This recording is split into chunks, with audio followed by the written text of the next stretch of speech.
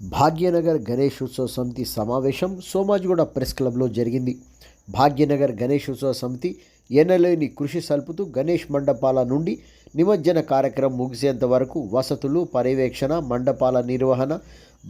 భాగ్యనగర్ గణేష్ ఉత్సవ సమితి నగరంలోని వినాయక మండపాల నిర్వాహకులతో మరియు పోలీస్ శాఖతో సమన్వయం చేసుకుంటూ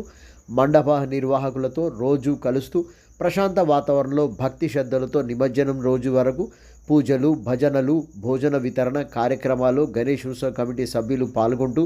పూజలు చేస్తూ నిమజ్జన కార్యక్రమం వరకు క్రమశిక్షణతో సాగుతుందని, 48వ మహా నిమజ్జన కార్యక్రమం నిర్వహిస్తున్నట్లు గణేష్ ఉత్సవ సమితి కమిటీ సభ్యులు తెలిపారు. 17వ తేదీతో గణేష్ నిమజ్జన కార్యక్రమం ముగింపు ఏర్పాట్లు ఘనంగా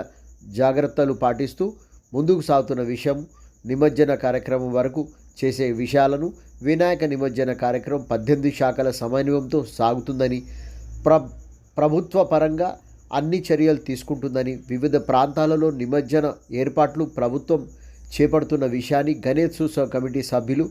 అధ్యక్షులు రాఘవరెడ్డి, కార్యదర్శి శశిధర్, కార్యదర్శి మహేందర్ రెడ్డి, గోవిందరాటి,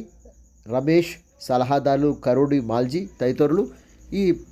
ప్రెస్ క్లబ్ సోమాజిగూడలో కార్యక్రమంలో పాల్గొన్న వారిలో ఉన్నారు.